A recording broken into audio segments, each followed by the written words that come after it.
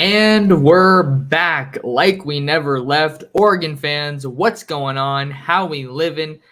Thank you so much for tuning in to another episode of the Ducks Dish podcast, your premier podcast for all things Oregon recruiting and Oregon football. It is Friday, August 18th, 2023, and you're listening or watching another episode of the Ducks Dish podcast, the Oregon football recruiting hour. Plenty of stuff going on the recruiting trail across the country, and certainly for Oregon as a lot of high school ball resumes and kicks off their 2023 seasons tonight. I will be in Corona, California for the number 1 Modern Day Monarchs against the number 15 Corona Centennial Huskies. Tons of talent on that field, a bunch of Oregon targets as well. Oregon wide receiver commit Jack Ressler will be in action for the Monarchs at Modern Day, and then a couple of big-time targets for the Ducks on the line of scrimmage with Brandon Baker, the offensive lineman in the 2024 recruiting class, and Aiden Breland, the defensive lineman in the 2024 recruiting class. So just to give you guys a little rundown of today's show, got a couple of quick headlines that we're going to start off today's action with on the recruiting trail as it pertains to Oregon. Then we are going to move on to our mailbag portion of the show. I put a call out on Twitter asking you guys for questions to let you, the viewer, the listener, guide the show and chime in.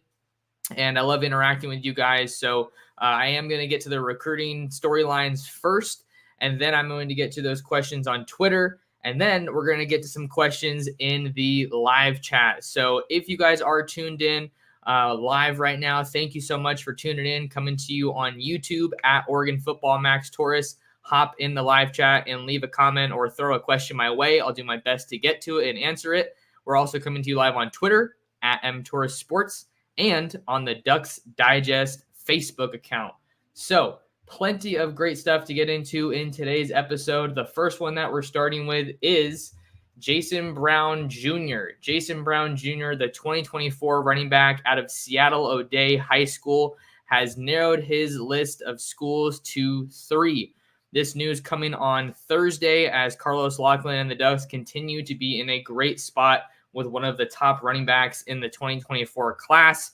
Jason Brown Jr. is a guy that if you've been following me for a while, reading me, listening to my podcast, my show, I've been telling you guys, keep an eye on Jason Brown Jr. He is one of the best running backs in the country and certainly one of the top backs on the West Coast. So Jason Brown Jr. narrowing his schools to Oregon, Michigan State, and Washington on Thursday as he seems to be getting closer to a decision. Has not announced a commitment date of yet, but he's kind of been someone who I've been, covering through their recruiting process, and he's kind of been slow playing that recruitment, never really appeared to be in too much of a rush. But you can see here on the tape that he hits the hole hard and has some great top-end speed. O'Dea is one of the very best programs in the state of Washington, a state that is putting out more and more talent every year, and Oregon has certainly been no stranger to that talent. Signing a number of guys in recent cycles. You're looking at Dave Yulee, you're looking at Josh Connerly, just to name a few. Already have a commitment from Fox Crater, the offensive tackle from Evergreen High School in Vancouver, Washington, here in the 2024 recruiting cycle. So Jason Brown Jr., what do we know about him so far? What are the latest recruiting updates? Well, to get things started, Oregon does have some good momentum and some good juice in this recruitment, seeing that Brown was recently on campus in Eugene at the end of July for Oregon's Saturday Night Live camp. So always great to get a recent visit from your top targets. And they've been a guy. They've been a player in this recruitment, I should say, for quite a long time. He's a team FSP guy, one of the premier 7-on-7 and training programs in the state of Washington.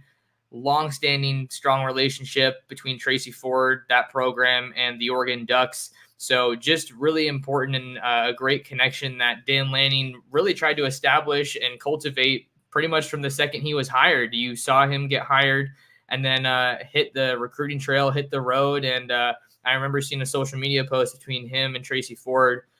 So there you can see some of that connection between the Ducks and Jason Brown. So Jason Brown's been on Oregon's radar for a long time. I want to say even before Carlos Loughlin got hired as the running backs coach at Oregon.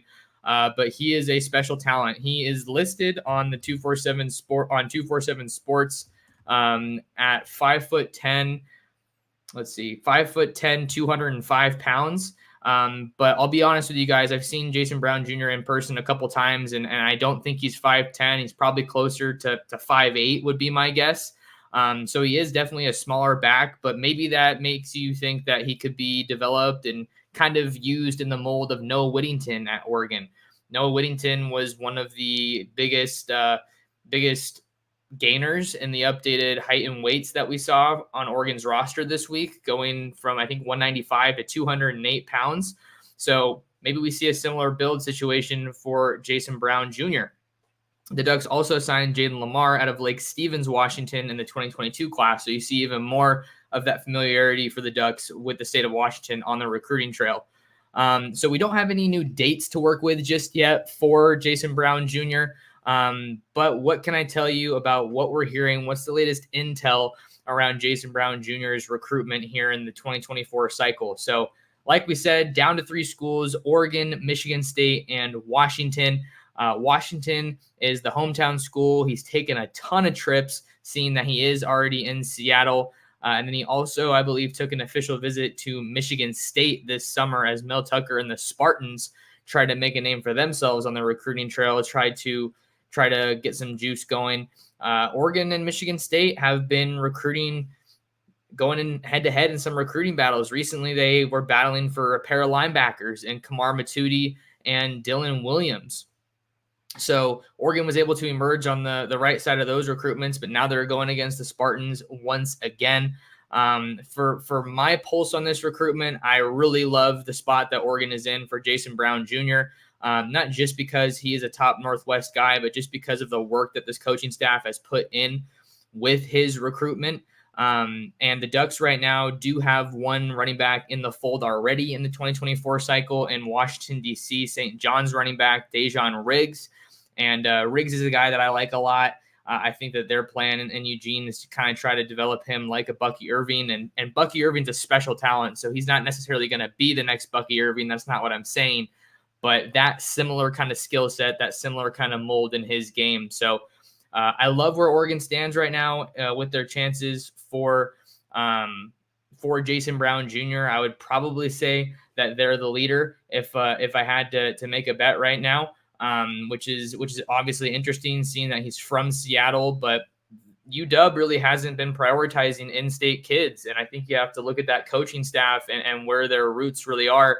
You don't see a whole lot of West Coast guys on that staff. So that might be part of the reason that we're not seeing Kalen DeBoer and the Huskies prioritize in-state talent. But if I'm Dan Lanning and the Ducks, that's just fine with me, because I'm going to try to keep those top Northwest guys home if I think that they're capable of contributing to my program, or my program, I should say, at a high level.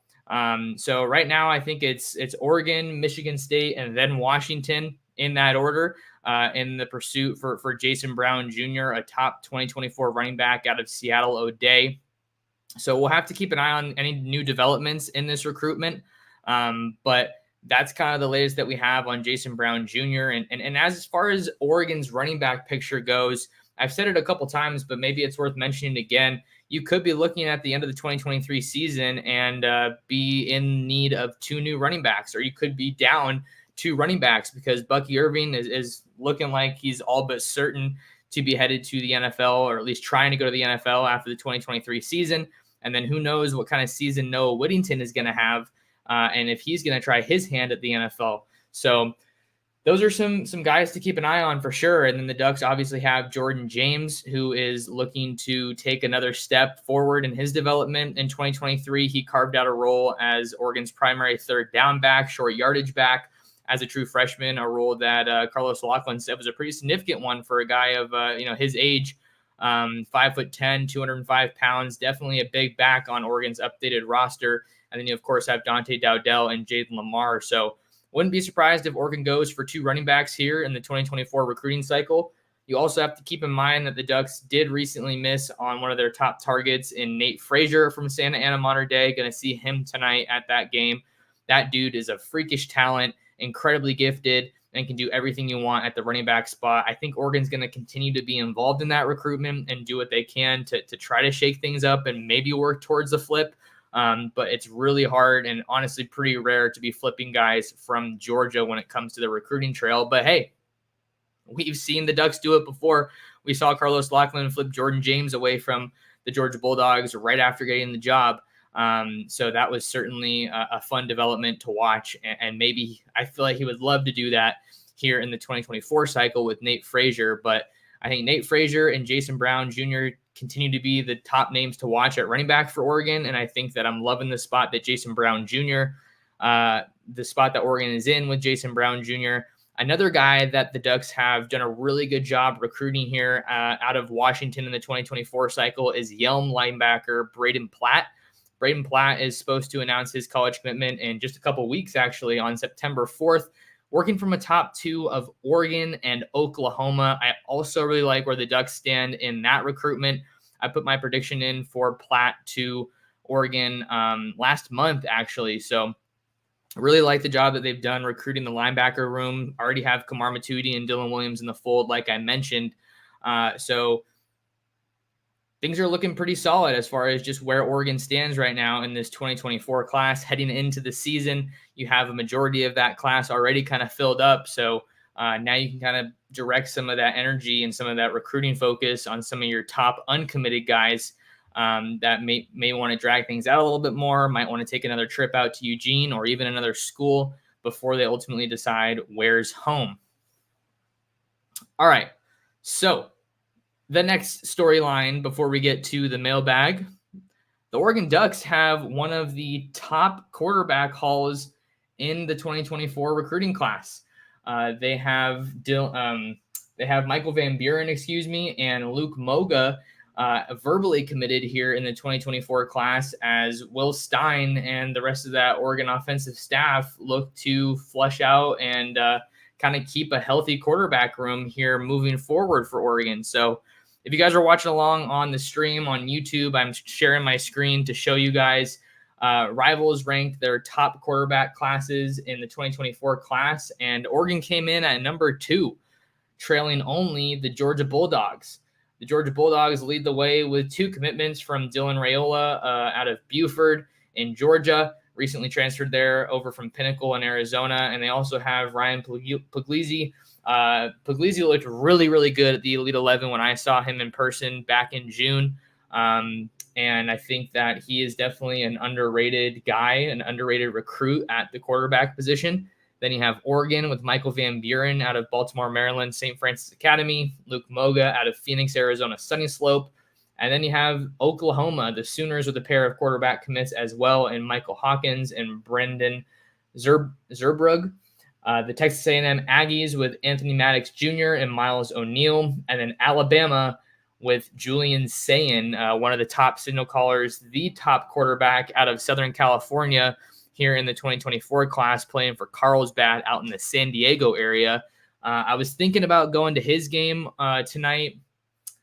Carlsbad is playing Inglewood to open their 2023 season. I've seen Julian Sayin at the Elite 11. I've seen him at a couple other camps, and he's definitely the real deal. So I definitely want to see a Carlsbad game at some point this season. But Oregon's in elite company here. You look at all those schools, Georgia, obviously a recruiting power, Oklahoma, Alabama, A&M, certainly recruiting powers as well. But I think this speaks to the job that Will Stein has done in his first off season with the Ducks as a recruiter. I tweeted about it a while ago, but he has done a phenomenal job just recruiting the quarterback position since he got hired. And he's done all of that without even coaching a game. Flipped Austin Novosad from Baylor right after getting hired, gets a pair of 24s in Van Buren and Moga, and then even took it a step further and hopped into the 25 class to get Achilles Smith Jr. out of Lincoln High School in San Diego. Obviously a Duck legacy with his dad playing for the Ducks and being a legendary quarterback in his own right in Eugene. So Will Stein has that quarterback room looking real nice moving forward. I still think that the Ducks are going to go to the portal, or at least check out the portal following the 2023 season when Bo Nix heads to the NFL. But as far as just Oregon's ranking here, earning that number 2 spot, I think that Van Buren is a very big part of the reason why they are in that spot at number 2. Playing for St. Francis Academy in Baltimore, that is a national powerhouse program. I think they're number 6 nationally on the preseason Max Preps top 25. They're going to kick off their season tonight. The Panthers are against the Buford Wolves in Georgia. And their quarterback is that guy at the top of the picture there, Dylan Raiola. So Michael Van Buren versus Dylan Raiola tonight to start off the 23 season sounds pretty fun to me. But as far as Van Buren, I think he's a little bit undersized when you're looking at just the frame you want in a quarterback. He's 5'11", 185 or so pounds. But I think that he has a very proven body of work, just what he's been able to do on the football field and on the camp circuit to solidify himself as one of the top quarterbacks in the country. There's a little bit of a discrepancy as far as their ratings and rankings go from site to site, depending on what recruiting service you like to use. But he's going to be coming out to my neck of the woods in Southern California in just a couple of weeks to play St. John Bosco, former home of Mateo Uiagalelei. Mateo Uiagalelei is a true freshman at Oregon, so it's going to be fun I got to make sure I'm at that game to get some eyes on Michael Van Buren, as well as Ife Obadegwu, a 2024 cornerback and All-American that's also committed to Oregon. So that's kind of a little bit of some thoughts on Van Buren. Then I also wanted to talk about Luke Moga for a second, the quarterback out of Arizona. He is a guy that I'm really, really intrigued by and excited to see what he can do in this 23 season. At 6'2", 205 pounds, I think he's got kind of a little bit better frame for college than Van Buren. But that said, I don't think he's as developed or as refined as Van Buren is. And I'm going to tell you why that is. Because I love recruiting, because I love covering high school football, I hit the road in the spring and hopped on a plane to Arizona and went out to go see Luke Moga in person at Sunny Slope. And I think he definitely looked the part, certainly from an athleticism standpoint. I think he has great mobility, his ability to extend plays in the pocket and keep his eyes downfield. He's got some good arm talent, can throw off platform when you need him to. But he's not very experienced when it comes to the quarterback spot. He just finished playing his first full season as the starting quarterback for Sunny Slope last year with the Vikings. So that's why I'm really interested to see what he can do as a senior. But that said, Luke Moga is a freakish athlete at 6'2", 205 pounds. He was running track this spring and he ran a 10.49 in the 100 meters, which was just shy of a state title time for Arizona. But that said, Moga is an incredibly gifted runner and certainly brings incredible dual threat ability. So even though he may have a low floor, if you want to call it that, because he's not super refined technically or mechanically, I think that you can see pretty clearly that Will Stein sees a lot of potential there. As far as the quarterback of the future goes with Moga. So I think you definitely want to get 2 quarterbacks in this cycle because you don't know what it's going to look like after Bo Nix. Excuse me. Need to slow myself down a little bit here. You don't know what things are going to look like after Bo Nix. So you go ahead and you get 2 talented passers that can at least elevate the floor of your room in a post-Bo Nix Oregon. So those are kind of the 2 leading storylines that I wanted to open up the Oregon football recruiting hour with. And then now we're going to go ahead and shift to the next part of the podcast, looking at our mailbag. All right, moving right along to our Oregon football and recruiting mailbag. We got a bunch of questions for today's show, and we're going to try to hop into that and get to some of these. Like I said, I got a lot of great questions on Twitter, so I'm going to go ahead and try to prioritize those and then get to your guys' chat in the questions in the live chat if I can. Just wanted to take the second to let you guys know, if you want to ensure that your question is answered, you can always use the super chat function here on YouTube. Or if you just wanted to support the channel with a donation, that's always great too. But just want to let you guys know, if I don't get to your question, you can do a super chat, and that will definitely bump you to the top of the list. All right, first question comes from Go Ducks over on Twitter, asking, will we land any 5 stars in the 2024 recruiting class? Yeah, so this is a question that has kind of been recurring every time I do one of these segments. But I think it's worth asking, right? If Oregon wants to get to that next level, they're definitely going to need to land some 5 stars. Already missed out on a couple. Elijah Rushing is the most evident and the biggest one that people are talking about. Colin Simmons out of Duncanville, he ended up staying home to play for Steve Sarkisian and the Longhorns. So now we kind of have to look at it like this. Who are Oregon's best chances as far as 5 stars go here in the 2024 recruiting class? There's 2 names that obviously come to mind, with both of those guys coming from my neck of the woods in Southern California, and Brandon Baker and Aiden Breland. Brandon Baker is a 5-star offensive tackle at Mater Dei, and then Aiden Breland is a 5-star defensive lineman at Mater Dei here in the 24 cycle. And both of those guys have some interesting recruitments. As far as Baker goes, he's a guy that I felt Oregon led for a long time, especially after, I don't want to repeat myself too much, but you guys are asking about him, so I gotta give you what I know. I feel like Oregon really led in the fall, but Alik Terry comes in and he had some work to do in that recruitment. I think you could still say that he's probably an Oregon lean as of right now.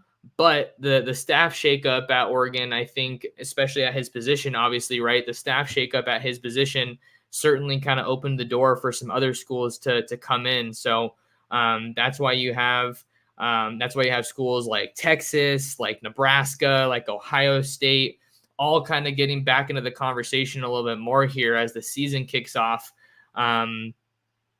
I believe Nebraska is going to get an official visit from Baker next month, is what the reports are looking like. So that's certainly a development to keep an eye on as Matt Rule tries to breathe new life into that program out in Lincoln. And a big part of that is what he's going to be able to do on the recruiting trail. But Brandon Baker is certainly one of those guys that you have to keep an eye on here in the 2024 recruiting class when it comes to those 5-star guys.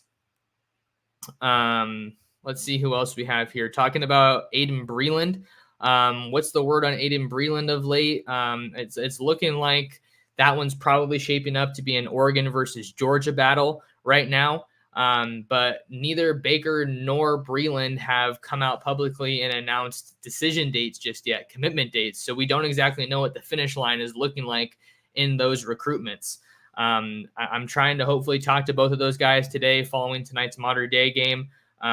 We'll see if they have any more visits that they're taking. We already talked about that Nebraska trip on the docket, on the agenda for Brandon Baker, but we don't know if Aiden Breland's going to be taking any trips. I know that Oregon was trying to get Aiden Breland out to Eugene for Saturday Night Live, but that one ultimately did not come to fruition. So that's obviously a tough break for the Ducks.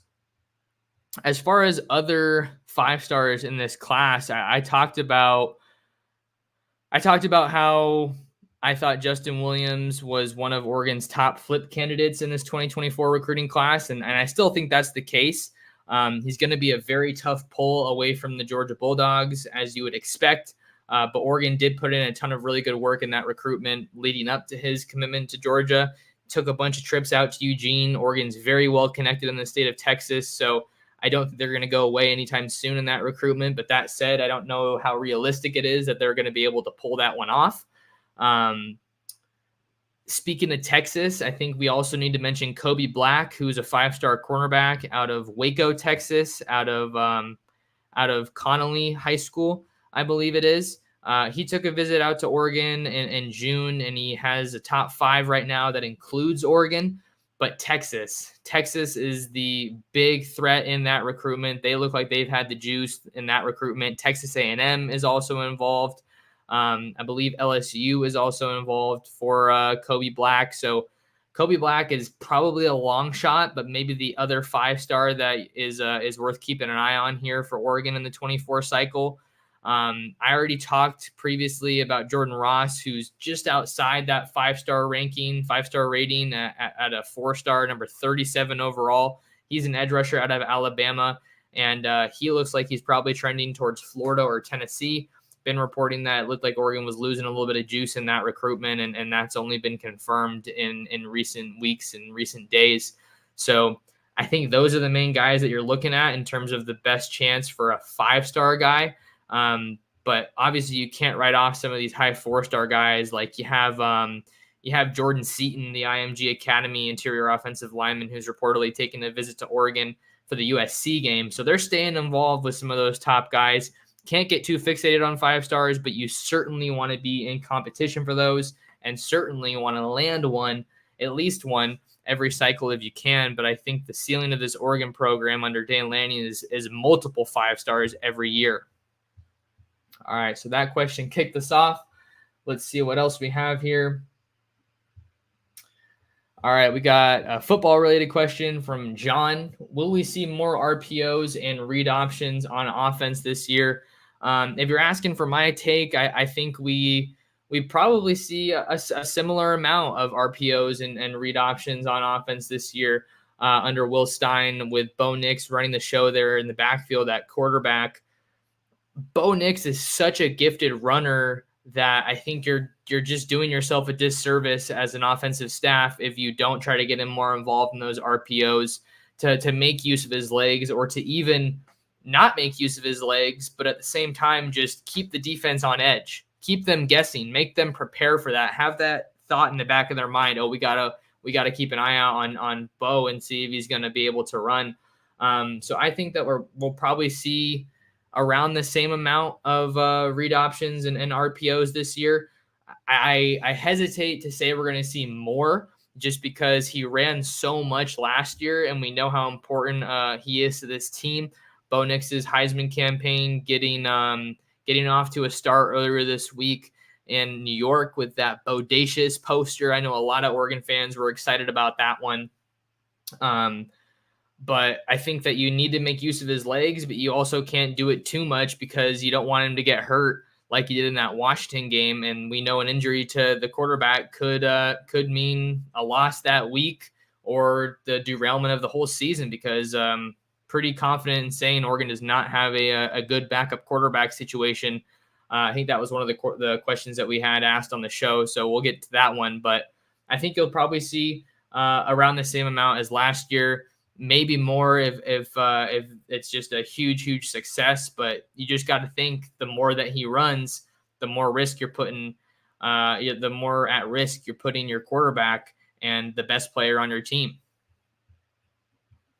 All right, moving along. Let's see what else we got here. This is an interesting question. This one comes from Thomas Bainridge. Thanks for the question, Thomas. Thomas asks, could you envision all of this elite talent that's being brought in at some point negatively impacting the UO roster? I look at the cornerback position, where every dude seems like a top 100 prospect, great on paper, but how long before the non-starters transfer and create depth issues? Yeah, this is a big question, and certainly one that I'm interested in here.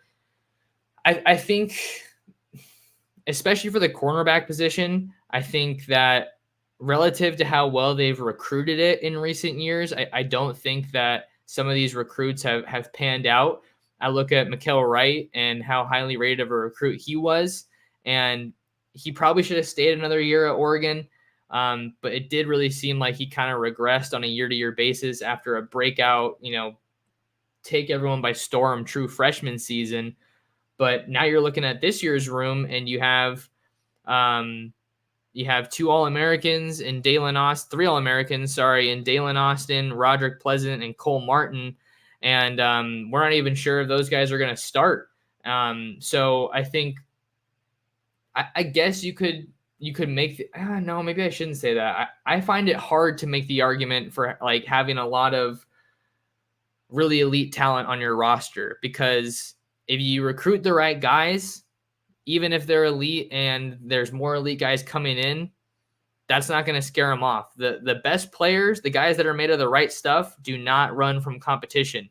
That said, I think when you bring in this much talent, if some guys don't see the field right away, then you could see yourself in a position where you're losing some guys to the transfer portal. That's just the way the sport works, especially at the quarterback position. But at corner, yeah, you do have a lot of former top 100 prospects, and I think that definitely puts some pressure on the position to have some success this year. Look at Dante Manning. He's the highest rated corner Oregon's ever signed, and he's still kind of trying to put it together. I hope he can do it this year. I think he has all the ability in the world. I think he's probably one of those guys that can really be in a good position to benefit from being in this defensive system for a second year. I think that's definitely the spot you want to be in if you're Dante Manning or Triquez Bridges or Jaleel Florence. He's even another guy that I think could definitely make some noise this year at that cornerback spot. So I think it's hard to say how long it will be before these non-starters hypothetically transfer and create depth issues. But if you're this coaching staff, if you're Demetrius Martin and Dan Lanning, you're going to recruit the heck out of that position. And you really have to, I think, hit the numbers hard just because you want to give yourself as many options as you can. I don't know if they're going to hit it as hard in 24 as they did in 23. They already have 2 commitments from a pair of top 150 guys in Dakota Fields and Ifeoma Badegwu, and they're still going after Sione Laulea, the number 1 JUCO prospect in the country out of College of San Mateo out there in the Bay Area. And he took a visit out to Oregon in the summer for his OV. Really, really impressed him. He has Oregon in his top 5, along with like Utah and Miami and Penn State and USC. I think Penn State has a really good shot for that one, but it's an interesting question. But at the same time, if you're in a position to have that many high-profile guys and they end up transferring out, I think that it's in a weird way, it's a good problem just because it means you have so much talent on your roster. So you ideally you would want more of those guys to pan out, but I don't think that you can really be in a position where you have too much talent. A lot of these programs, a lot of the best programs in college football have a tremendous amount of talent, and a lot of those guys don't even see the field. But at the end of the day, if they're not solidifying themselves on that roster, if they're not standing out, then you shouldn't have much of an issue with those guys transferring. But interesting question, Thomas. I appreciate it. All right. This is a kind of one I already hit on, but I'll hit on it real quick. Playboy1526 asks, is there a chance we could get Kobe Black on an OV because he still has to visit LSU and Texas A&M? Yeah, I think that there is definitely a chance. I think that since he doesn't have an official commitment date set right now, that bodes well in Oregon's favor. Like I was already saying earlier on in the show, I think this is an uphill battle for the Ducks in this recruitment for, I think, pretty much the best defensive back in Texas. You also have Xavier Filsaime, who is a Florida safety commit in the state. So maybe it's not Kobe Black as number 1, but I think that as long as they're keeping communication with him and he doesn't have a decision date just yet as he's planning out those trips, I think that there's probably still a slim chance or some kind of a chance that Kobe Black ends up taking an official visit out to Oregon. Anytime you have a guy down to his top 5 schools, I think that usually bodes well for you getting an official visit if you're a school like Oregon. That said, it is kind of tricky to say that because now recruits can take as many official visits as they want, but schools don't get any more official visits than they already had. So now Oregon's in a position where you have to ask yourself, if you're in the HDC, well, is this guy a realistic option for us? Is it worth tripping him out here? Do we feel like we have a semi-legitimate chance, or is he like just that good that you have to try to still bring him out? So that's an interesting question, interesting dynamic.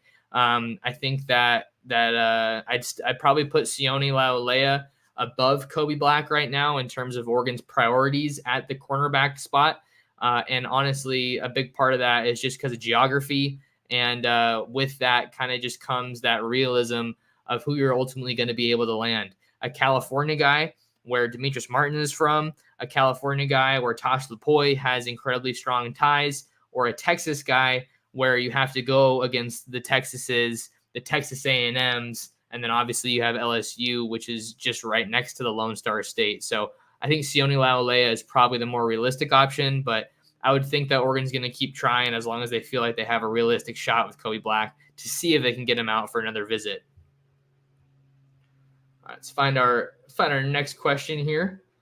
All right. This next one comes from Brandon Hill at Quack Attack 49er. Go Niners. That's my team right there. Not sure what we're going to look like this year with Brock Purdy or Trey Lance or Sam Darnold. I have no idea. It's kind of a mess, but go Niners is what I was saying. Brandon's question, will the Heisman campaign for Bo be a motivator or a distraction to this team this year or have no effect? I don't think it's going to have much of an effect. I think if it has an effect, I think it's only going to be a motivator. And I think that for a couple reasons. If you listen to Bo Nix talk, if you see his demeanor and the way that he carries himself, he is definitely not a me kind of guy. He's not a me over we. He is such a team guy, incredibly mature, just the leader that anybody would want on their team. I think if Bo Nix were to hypothetically hop in the transfer portal, I think that almost every school in the country would probably want that guy, right? He's that kind of a player, and he's a great guy, great individual. So I think it's only going to be a motivator because it solidifies that Oregon has a really good chance to make some serious noise this year. And I know that there's probably a lot of guys on that Oregon team that would love to see Bo take home that award. You kind of wonder the what ifs. What would happen if Bo Nix didn't get hurt in 2022 against Washington late in that game? Maybe he would be able to kind of keep things going. Ducks win those last two games, and maybe he gets an invite to New York. Who's to say? But I think it's just going to be a motivator for that reason, just the love that people have for Bo. And then I also have to talk about the culture that Dan Lanning has implemented and built in Eugene is very much strong enough, if you want to say that, to withstand something like this. When there were all those rumors about him potentially getting linked to the Auburn job before Hugh Freeze got hired, there's been a lot of outside noise throughout just this brief Dan Lanning tenure so far, and I think I really like the job that he's done when it comes to just keeping his guys locked in and making sure that they keep the main thing, that they stay focused on taking one game at a time. So I think that everyone on the team probably would say it would be awesome for Bo to win the Heisman, to see him have an opportunity like that. But at the end of the day, I don't think that matters very much to this team. They're just trying to get back to the playoff, win a Pac-12 championship in its last year, and obviously get back to the national championship and win the program's first natty. I think all those things definitely factor in there. All right, we got our next question, recruiting question from Gary Conkling. Gary, thanks for the question. I see him on Twitter all the time, and he pops in the chat every now and then on the live streams. Gary asks, presumably playing in the Big Ten will help football recruiting, but will it help or hurt recruiting for other sports? This is an interesting question. I mean, I don't think I can speak very well to any other sport except for basketball at Oregon. And I think that all these other sports are kind of going to be affected in a disproportionate way than football, right? When you look at the travel costs, the difficulty of traveling, the scheduling, they're just playing more than one game a week. But if I'm looking at basketball, I feel like this is only going to help basketball recruiting. The Pac-12 was already a really strong conference for basketball, right? You have Oregon. Don't know if I want to put them in that conversation about, being one. I guess they're one of the better teams in the Pac-12. We can say that. They're consistently inconsistent is my best way to look at it. But you have Oregon, you have USC, UCLA, you had Arizona, who's now going to the Big 12. And I think that it almost is just a step up when it comes to basketball and basketball recruiting. You're going to be going against teams like Purdue, teams like Indiana. Ohio State's pretty good at basketball. So I think that it's probably going to help basketball. But as for recruiting and other sports, I'm really not too sure.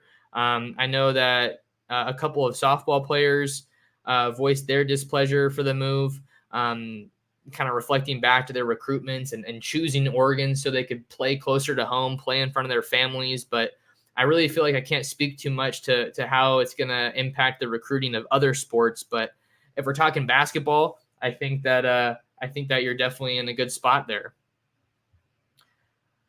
All right, well, we're rolling along here on the Oregon Football Recruiting Hour for August 18th, 2023. I'm your host, Max Torres. If you guys are here on the live stream, do me a quick favor and hit that like button and subscribe to the channel. And then also, while you're at it, click that notification bell so you don't miss out on future uploads and future live streams just like this one. It is Friday, and Friday Night Lights are back tonight. I cannot wait, hitting the road in just a couple hours. So wanted to get on here for this podcast and chat with you guys. So we'll have to see. Here's a fun question. This one comes from Daniel Luis Garcia. Thanks for the question, Daniel.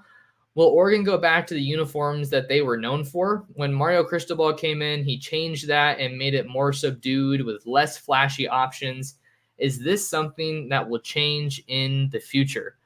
Love talking about uniforms, especially when it comes to Oregon. That's really part of what made them, kind of well known in the sport, that coinciding with their achievement on the field. I feel like they'll probably go back to, some of I think that my best guess for uniforms is that they'll do some kind of a blend between, some kind of a blend between the uniforms of old and maybe some of the more recent stuff we've seen and moving forward. I think when you're a school like Oregon, when you're Nike U, there's always going to be new, fresh, engaging, flashy, fun uniforms that come in on a yearly basis. But it's how much those get used, how much they get worn, rotated in, that is kind of up for debate.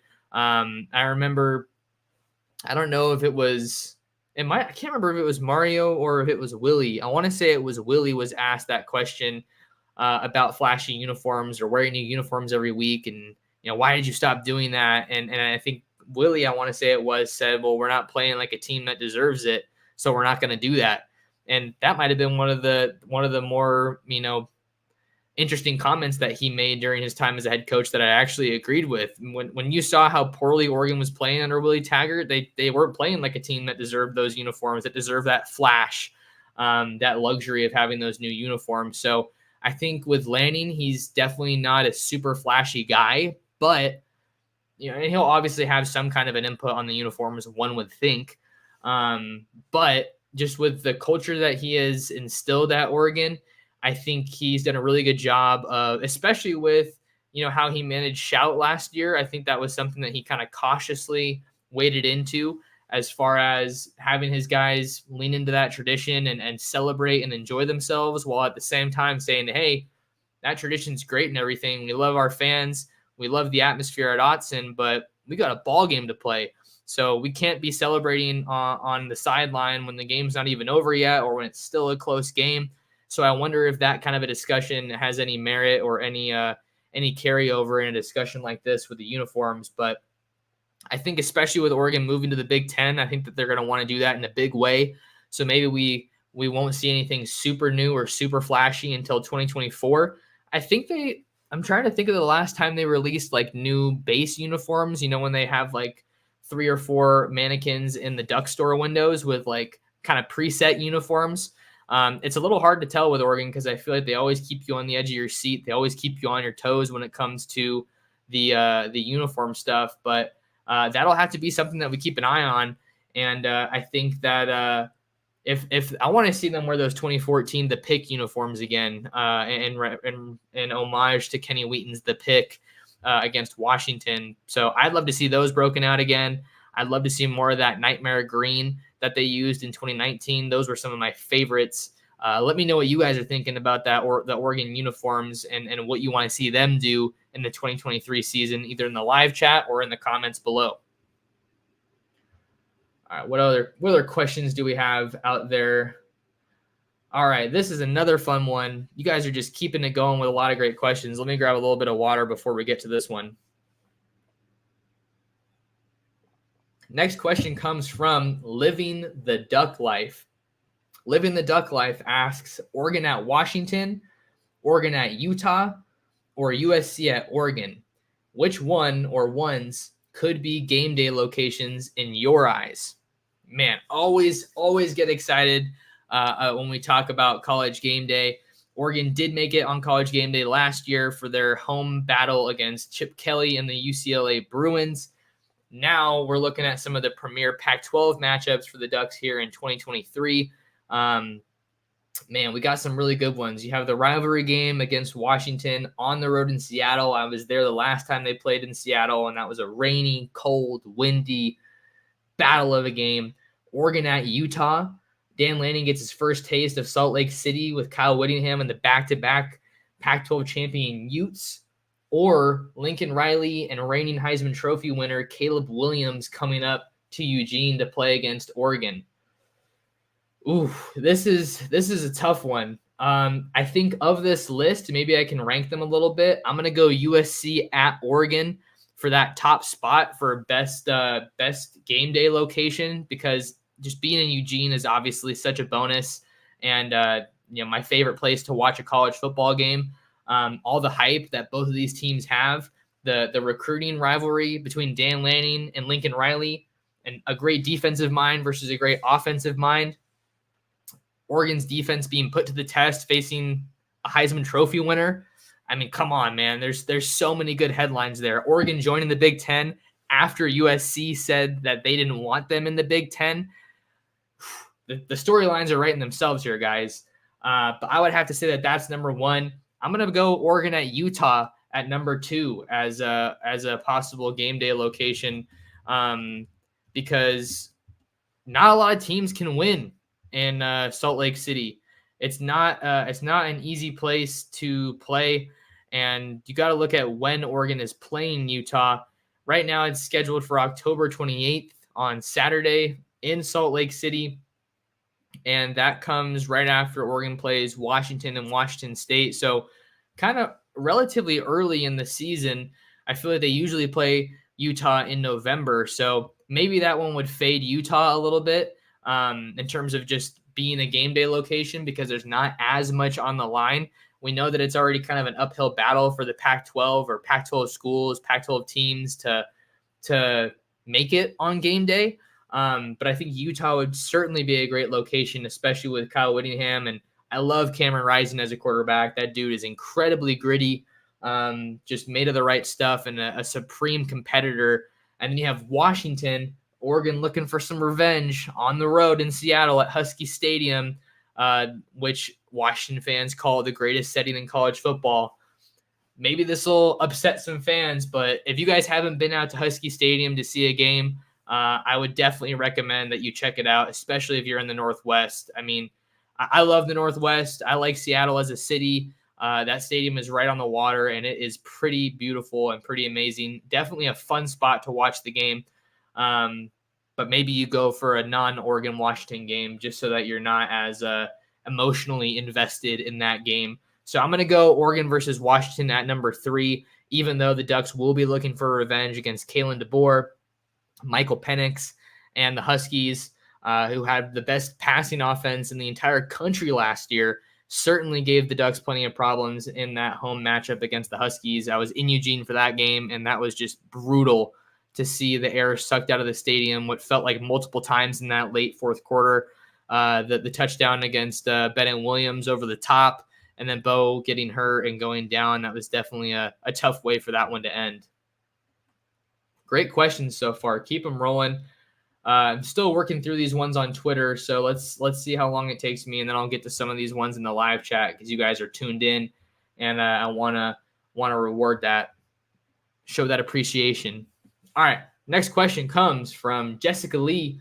Jessica asks, I'm interested to hear a general overview about how you process recruitment news.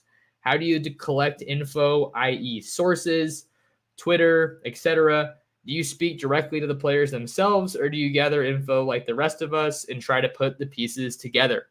Yeah, this is an interesting one. I mean, part of me is like, oh, I don't really want to share this because it's my secret sauce, but I feel like I can have a good answer to this one and not give away too terribly much. So I think that there's a couple of different approaches to this one. When you're looking at just recruitment news, like top schools, visits, like for example, Jason Brown, who just had his top schools released. That's a pretty straightforward newser. So you just look at usually the recruit sharing that news on their social media, or they'll do a collab on social media with like Hayes Fawcett or some other people, and then you can kind of operate off of that and then build your story around that. Give some background info on like where they've been taking trips, who they're crystal balled to, or like if I've interviewed them. I do oftentimes, to your question, Jessica, I do speak with recruits pretty much every week. I want to definitely ramp that up as far as the interviews go on my website on Ducks Digest, but I do often speak to the players themselves. And then you also have, sources around the Oregon program in Eugene. And then you also have, just other people that I've met on the recruiting trail, on the high school scene, and things like that. So sometimes I'll reach out to them and see if I can kind of pick their brains about things, and kind of try to get my scoop. And sometimes you just have to kind of put your neck out there and make a guess, go with your gut.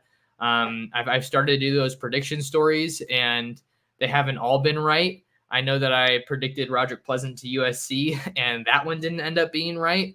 But I was getting some intel kind of the morning of his commitment that it was going to be Oregon, but I didn't want to, I feel like I couldn't really change it that last minute.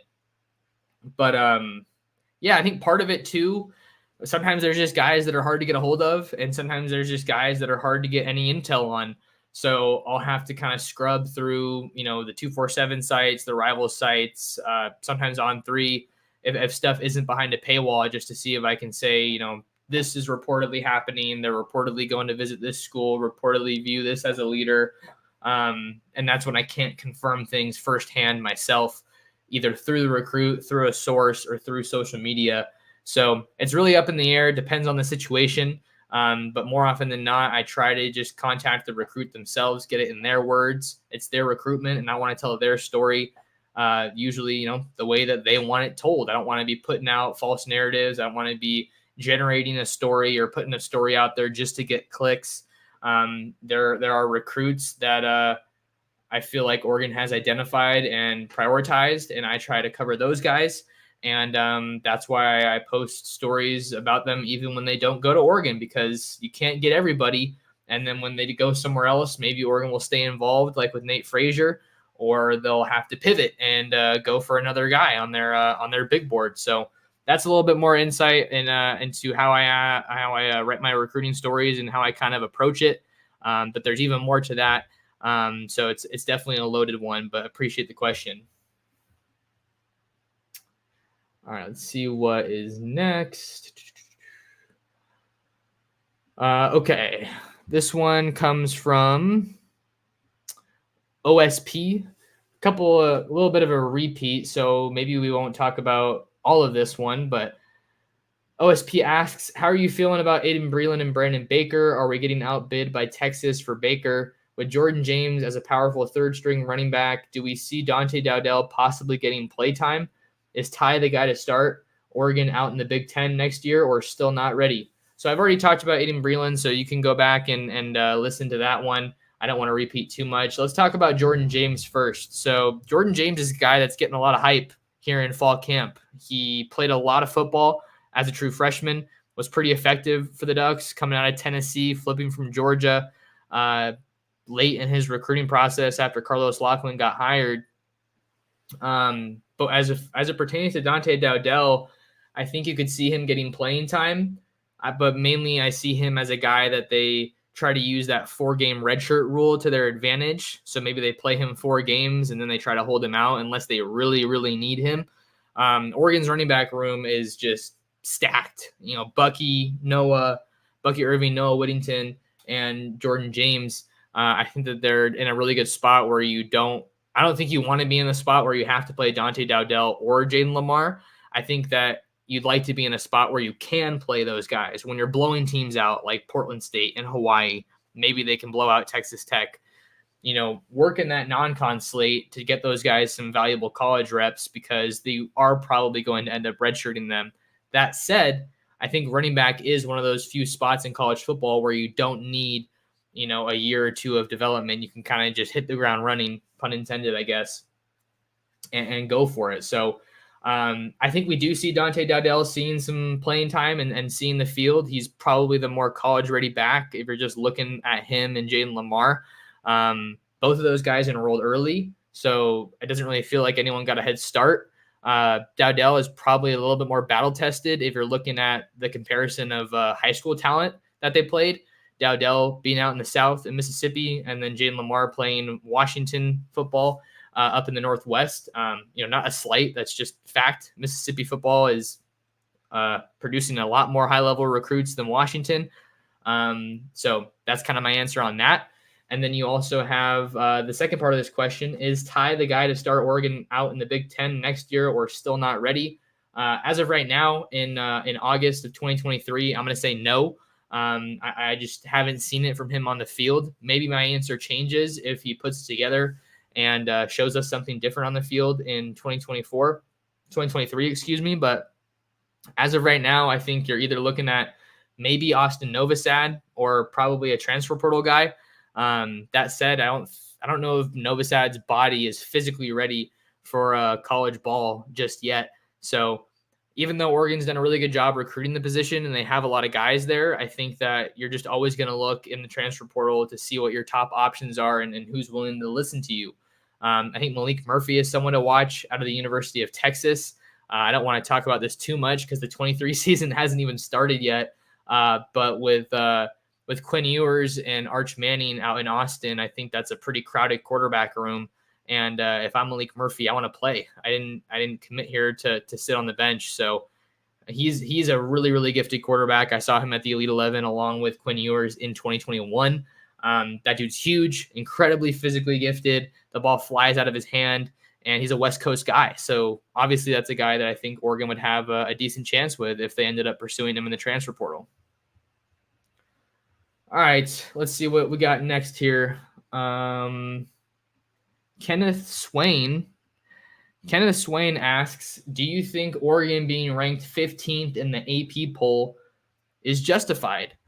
This is an interesting one because a lot of people, I think, thought that was a little bit too low for Oregon. And I think to justify that, you have to look at some of the teams that are ranked ahead of them. I think one that is really interesting being ahead of them is Washington at number 10. Even though they beat Oregon last year, I just don't know if we've seen enough of them from them defensively to justify being at number 10.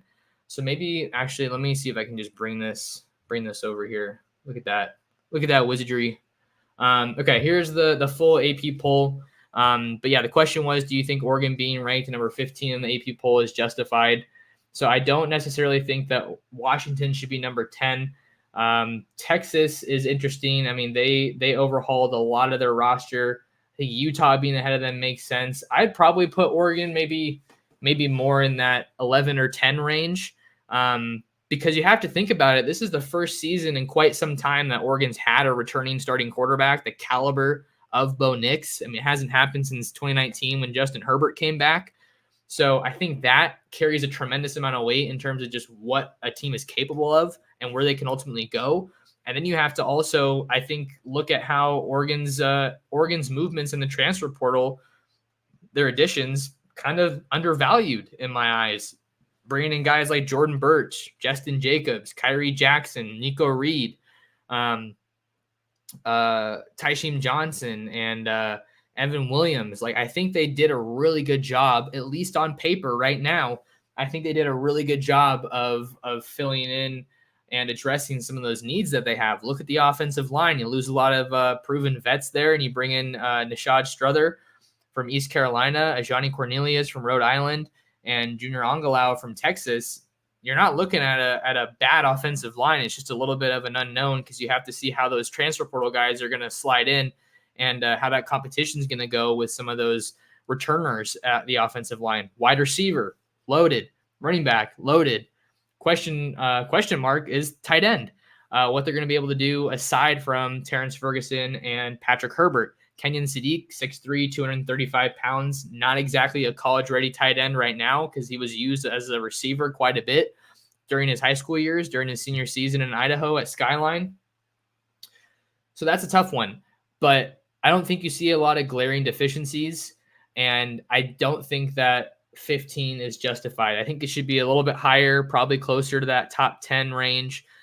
This is Dan Lanning's second year, so I think that he's gonna have a better feel of what works and what doesn't work, what kind of team he wants the Ducks to be. And I think that I wonder if Oregon would be ranked differently here if those Washington and Oregon State games fell differently, because the Washington game was super close, and then in Oregon State, there's just two very different losses. Oregon State, no one was playing with any heart. It felt like, the Ducks just looked like they didn't want to be there, especially on defense. And then that Washington game was just a super tough break down at the end. If they scored on that long drive, I wonder if they would have been able to go on to win. But yeah, Tennessee ahead of them, that makes sense. USC at number 6 is very interesting to me. I mean, if you're talking about Oregon's defense being questionable, I don't know how the heck you don't think USC's defense is questionable. Yes, I understand they have the reigning Heisman Trophy winner in Caleb Williams, but the last time I checked, you got to play offense and defense to win a game. So I think that one is just absolutely crazy to me. So I don't think Oregon being at 15 is justified. I'm not saying that they should be the highest ranked Pac-12 team, but being where they are, I don't think that that's where I would have put them, probably closer to like 11 or 10. All right, what else do we have here? Let's see what I got. We're already at the hour mark, and we got like 30 some odd people here. Thank you guys for tuning in. Man, we have so many questions here. I don't know if we're going to be able to get to all of these because I want to get to some of the ones in the live chat. So let me take a look at what else we got here.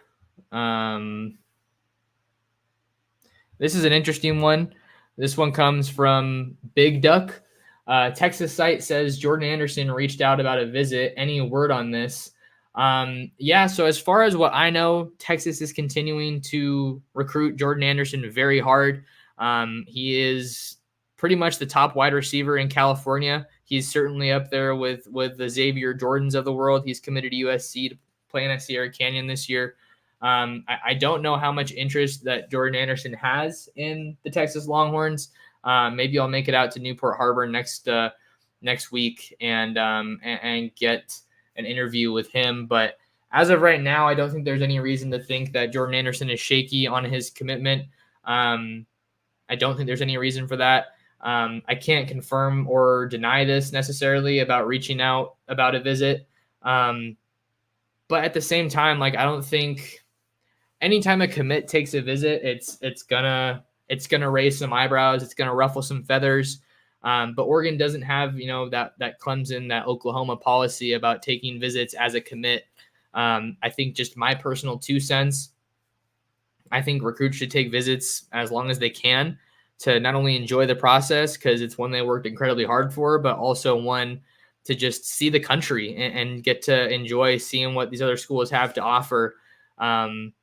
But he was one of the earlier guys to commit in their class. So if this happens to be true, it just goes to show you why you have to continue to recruit guys, even if they're committed, treat them as if they are uncommitted, and continue to show them that they're a priority, which I bet Oregon's doing here. But this was definitely a development that kind of caught my eye. So that's all I really have on that one.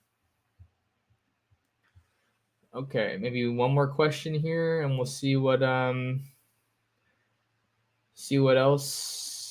Oh, this is kind of an easy one, but a fun one to hit. Joel Hercher, I hope I'm saying it right. Joel asks, For those of us who are able to get the Pac-12 network, every football game is televised. What will change when we switch over to the Big Ten media deal? Yeah, I don't know any specifics on this, but I would be absolutely shocked if it doesn't make the games even more accessible, I should just say more accessible, because the Pac-12 network has not been easy for everybody to access. So I think when Oregon moves to that Big Ten media deal, you're going to be working with Fox, which is a lot more widely distributed, Fox Sports. So it's going to be easier, if anything, to watch Oregon football and to watch the Ducks in the Big 12, the Big Ten. So I think that one's pretty cut and dry. I mean, I'm sure there's some more specifics that I could get into, but without knowing those specifics, I think that I'm pretty confident in saying it's just going to be easier to watch Oregon football once they move to the Big Ten network, or to the Big Ten. Okay, what else do we have here?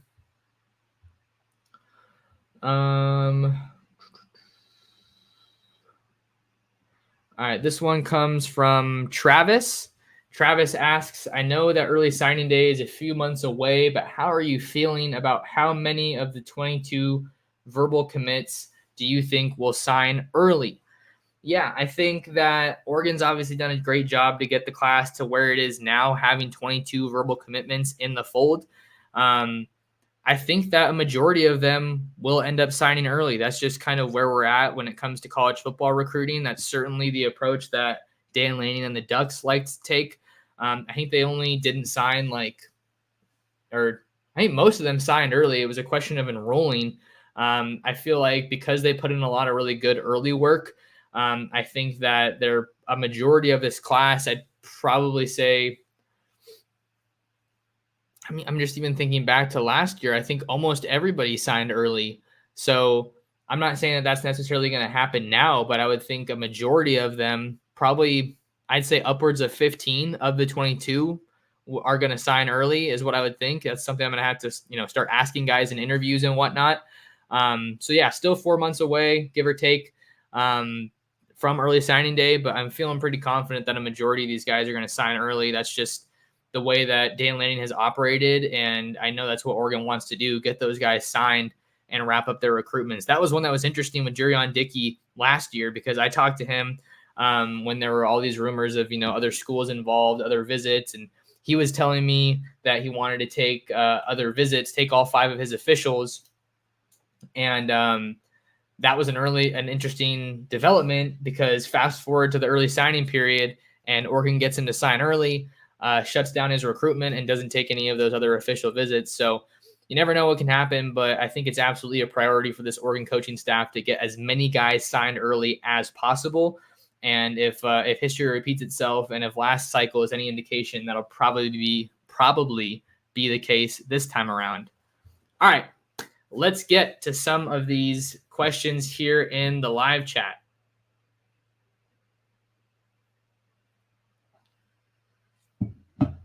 All right, Andrew's quite well. We got Bud here. Bud says, "Go Ducks!" Fellow Bay Area native, so have to give him a shout out. Thanks for tuning in, Bud.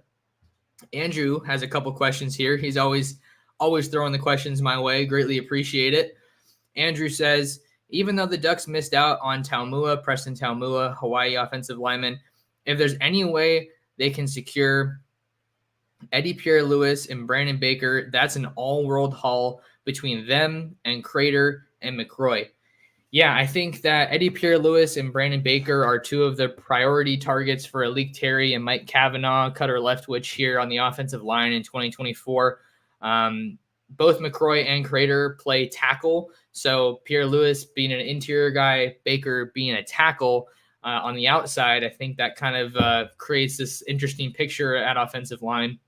Where do you make your priority? I think Baker's obviously a priority because he has family ties. His brother played at Oregon, but he's also a West Coast kid. So those are those guys that you always have to prioritize in any given cycle.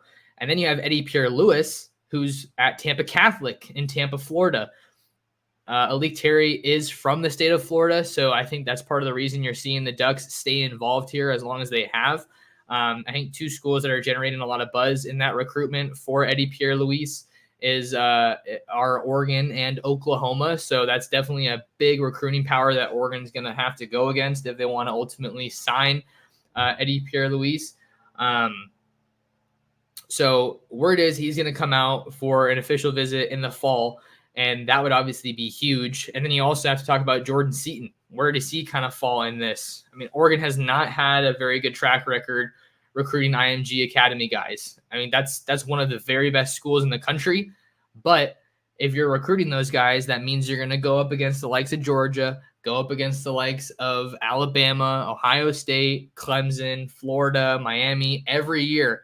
So you got to throw your hat in the ring and do what you can, but I would not get my hopes up for Jordan Seaton right now, or just any guy that comes out of IMG Academy. David Stoney, who's a defensive lineman from Oklahoma that transferred to IMG Academy. That's another guy that Oregon's recruited out of there. Just a little bit of a long shot, to be quite frank. So I'm not sure. We'll have to see what they do and what they're ultimately able to do in that 24 class along the O-line, but I think that you definitely have Baker and Eddie Pierre-Louis there at the top of your offensive line board, because right now the biggest need isn't necessarily tackle, even though that's where Baker plays. I think you have a little bit more of a need along the interior if you're just looking at a numbers standpoint. All right, let's see what we got here. Another one from Andrew. And honestly, just one elite edge a cycle can build a phenomenal defense. And if you tell me you could pair Mateo Yu and Aiden Breland for 2 to 3 seasons, that's enough to terrify opposing offensive lines. Yeah, if Oregon can get Aiden Breland and Mateo on the same defensive line, that would be just crazy. Aiden Breland, 6'5", 6'6", 290 pounds. I mean, he just has all of that, all of those physical gifts to be ready to play college ball right now. What I'm going to be interested in is to see what kind of production he can put together, and that gets started tonight against Corona Centennial. So we'll have to see, but those would definitely be some really, really big names that you could have on that defensive line. Think also about Ashton Porter, Terrence Green, who's like 6'6", 315. I had Eric Scopel on the podcast yesterday to get some fall camp updates. Listen to that one. Give that one a view if you haven't already. It's on my YouTube channel. A little two-parter talking offense and defense. But he said that Terrence Green fills out that frame very nicely, carries 6'6", 315 pounds very well. He didn't say fills it out. Sounds kind of weird. But yeah, that's kind of what he had to say about Terrence Green. And yeah, let's see what some of those young pups can do. Amari Washington, Mikael Gardner. Definitely want to get some of those guys in the 2 deep, get them some reps this year, because the Ducks are going to lose a lot of talent along that defensive line after this year. Bud's question, Max, what do you expect the Ducks win-loss record to be this season? Only 15 days until the first game. Yeah, this is a fun one. I feel like I don't want to show my hand too much because I was thinking about doing a game-by-game prediction podcast, but give me 1 sec just to pull up the schedule here and kind of count through the games. 9, 10. All right, so 12 games in the regular season, and Pac-12 championship game if they can make it. I think that just looking through it, I think you see wins against Portland State and Hawaii, and Colorado and Stanford. So that's 4 wins already. I think they can beat Washington State. That's 5 wins. California, that's 6 wins. Arizona State, 7. Oregon State, 8. Utah, I think Utah is going to be tough on the road, but I think they can do it. If they can win both of Washington and Utah, that would be amazing. I think I'm probably going to say 10-2 or 11-2 to see if they can get back to the Pac-12 championship game. I mean, I'll do a much more in-depth, but I think that the expectation has to be at least 10 wins. And I say that knowing that they're going to probably have to have some tough games break their way. But I think with the talent that they have, with Dan Lanning, with the coaching staff they have, and the schedule kind of shaping out the way it does, it's not easy, but you've got to have, I think, at least 10 wins. That's definitely where you want to be for where Oregon's at right now. All right, here's another one from Andrew. Here's a fun hypothetical. If MVB and his high school teammate beat Dylan Raiola and his team this weekend, does that give Michael Van Buren a boost in their rankings? Because I actually think Michael Van Buren's team is higher ranked. Yeah, Van Buren's team is higher ranked. You have number 6 St. Francis versus number 10 Buford. I don't think it really gives Van Buren a boost in the rankings. I think it obviously makes him look like a better player. Not Van Raiola, but it makes him look like a better player if he's able to win on these big stages. So I don't think it'll give him a boost in the rankings necessarily for him personally. But that would certainly be a great look for the Ducks, seeing that you have these guys that are committed to you playing on the national scene against some of the best programs in the country. So that would be great to see, but I don't think that it's necessarily how it works. Let's see. Up the Sco says, heard on the Ducks Dish podcast that Breland is a huge NIL lean and that Brandon Baker was leaning towards Texas now.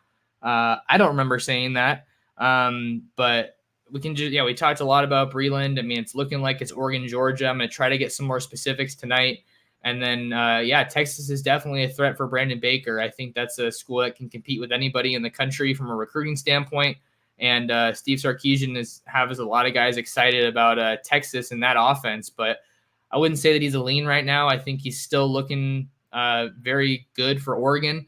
But I haven't talked to him a little bit, so we have to see what they have out there. All right. NE says, I want to see some orange added to the uniform again in some fashion. You're probably thinking back to the 2016 game against Colorado when the Ducks had the literal duck colors and like uniform from head to toe. The white helmets, the green jerseys, and the orange socks and orange cleats. I think they had some orange in their cleats too. I'd be down to see that again. It's not a priority for me. But that would have been a cool little creativity and to see what they can do there. So we'll see if they end up doing that again. I'd be down to see it in a little bit of a subtle way, but that would be fun for sure. All right, question from Jacob. Thanks for the question, Jacob. Jacob asks, who would you be more surprised if they played great? Our linebackers or secondary? That one's interesting. I think that one's super interesting because both of those groups have a lot of question marks. I think right now I'd probably say secondary. I'd be more surprised if Oregon's secondary played great just because you have to get a lot of guys on the same page there, and there's a lot of unknowns there in the secondary.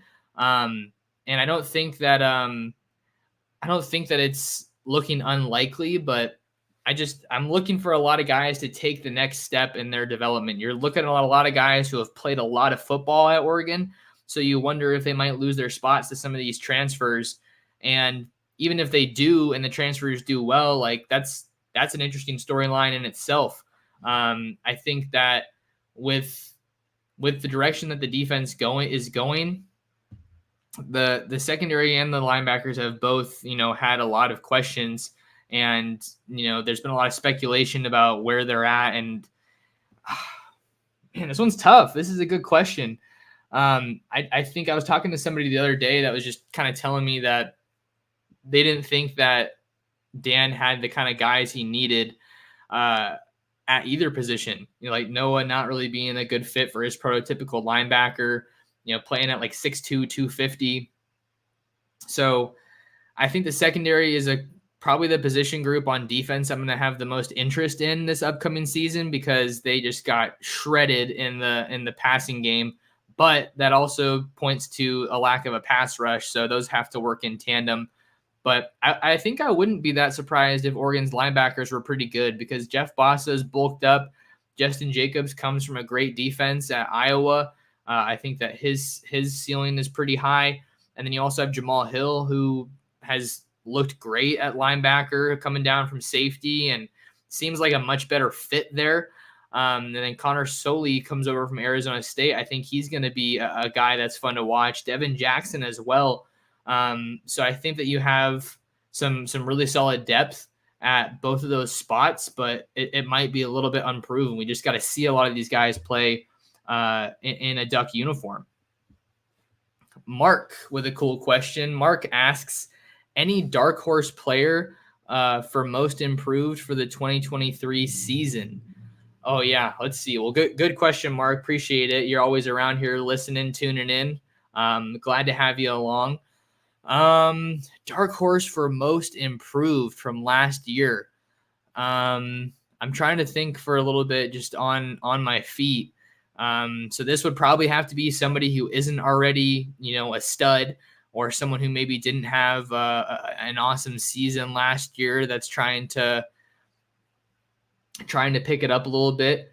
I kind of want to say Jeff Bossa. I was talking with Eric on the show yesterday, and he was talking about how he referenced his poor PFF grade quite a bit last year. I feel like there were a lot of times when I was watching Oregon last year, and Jeff Bossa was getting run over. So you would think with his his more bulked up frame that would probably be a little bit less likely to happen now. So I don't really know if that's a dark horse, but I think that he is someone that I would definitely have my eyes on for most improved. That comfort in the system in his second year, his instincts hopefully coming along a little bit more. Here's a dark horse. I think, how about we talk about Keon Ware-Hudson? I think Keon Ware-Hudson is a player that doesn't get mentioned maybe as much as he should in the grand scheme of things with this defense. And I think you could see why, because there's just so many talented guys on the defensive line. But this is a guy, 6'2", 300 pounds, junior, played at Mater Dei, and I think just has been looking for his breakout opportunity at Oregon. And he's shown some flashes, but I think he could be in line for a big season. He's someone who we don't really hear talked about too much, but Keon Ware-Hudson has been pretty solid during his years at Oregon and has had a solid spot carved out in that 2 deep. So I think that he could be a great candidate for an under the radar most improved from 2022 to 2023. I would also maybe want to say Jordan James, but he's kind of getting some buzz and a little bit of hype in fall camp. So that one doesn't necessarily seem as under the radar. But I think those are some of the guys that I'm going to say for this year. Could say Josh Connerly, but he was already pretty solid, and he's getting a lot of hype this year. So I don't really know. Great question, though, Mark. Kylie Hudson, weak sauce, Max. That prediction, thumbs down. Ducks are going 15-0. Yeah, I mean, I'd love to see that. That'd be pretty fun. That'd be a lot of fun to cover, and would probably mean that they win the national championship and go back to the playoffs. So it would give me a lot more games to go to. So we'll have to see what ultimately happens there. But nothing wrong with having an optimistic prediction. Would love to see the Ducks go 15-0. All right, Sco Ducky has a question here. You think we have the chance to have another wild early national signing day, or will that be entirely up to how the season goes? Yeah, this is an interesting one because I think sometimes people, I don't want to say casuals. I know Josh Pate talks a lot about casual football fans, casual college football fans on his show, The Late Kick. You guys got to check it out if you haven't. It's an awesome show. He does a great job. Got to meet Josh at the Elite 11. Cool guy. But I guess I digress. I think some college football fans and some people who follow recruiting tend to put too much weight into how much a recruit factors in the on-field play of any given season. So I think if Oregon does have a wild early national signing day, I think it probably means that they're in the flip conversation for some of these other guys. I mean, that was probably the craziest national signing day that I've covered in my 5 years on the Oregon football recruiting beat. Mateo committing to Oregon was insane. Peyton Bowen flipping from Oklahoma. Jaden Lamar flipping from Notre Dame. I think I saw that one coming a lot better, a lot more clearly than some of these other ones. Dalen Austin flipping from LSU. I thought that was only a matter of time, but I didn't know it was going to happen on National Signing Day. So that one was crazy. So I think if Oregon's having a wild early National Signing Day, it's probably more than likely or more likely than not in a good way. So we'll ultimately see what they're able to do. I think it also depends what other guys they're in contention for here in the 2024 class as they look to flesh out a couple of these positions like wide receiver, like defensive line, offensive line, because the safety is looking good. Safety is looking good with Aaron Flowers and Kingston Lopa. Corner's looking good with Dakota Fields and Ifeoma Badegwu. Quarterback's good. Still trying to, tight end looks good, and then still trying to figure out a couple other spots. So I feel like it depends what they're able to do in the rest of this class as things kind of continue to develop here on the recruiting trail. But I think I might start to wind it down here in just a few. So if you guys have any last minute questions, go ahead and throw them my way. In the live chat. I'm going to have to get to work chopping this one up for the podcast feed, and then ultimately getting ready to hit the road here to go out to Corona. It's going to be quite a bit of traffic, I would think, heading out there. Just a little update while we're still on the air. Steve Voltfong tweeted about 20 minutes ago, blue chip buzz, Ohio State, Texas, and Nebraska among the programs in the thick of it for elite offensive tackle. It's a picture of Brandon Baker. South Carolina and Ole Miss also working close to this is a different one. South Carolina and Ole Miss working to close on an extremely coveted target. So I don't think they're involved, but just confirming that, you have Ohio State, Texas, and Nebraska buzz out there for Brandon Baker, but doesn't really look like we have any more questions for right now. So I think I'm going to go ahead and wind it down. If you guys tuned in on the live stream, greatly appreciate your guys' support. Do me a favor, hit that like button, hit the subscribe button, notification bell, you know the rules, and share the Ducks Dish podcast with your friends, family, and other Duck fans. If you haven't already, very important to lock in with me on social media. I am at Torres Sports on Twitter and Instagram. I'll probably be posting some photos and videos from my coverage of the Mater Dei game tonight. So if you want more Brandon Baker coverage, if you want more Aiden Breland coverage, that's where you guys can find it over on Instagram. I'm trying to get that going. And then also follow the Ducks Digest Instagram. We are closing in on 1,000 followers, and I'm going to be ramping that up. So lots of good stuff. And then also check out ducksdigest.com as always. But we'll be back on the podcasting platforms probably on Monday. But until next time, thank you so much for taking some time out of your day to talk some ball with me, to talk some Oregon Cruton. And thank you so much for tuning in to another episode of the Ducks Dish Podcast.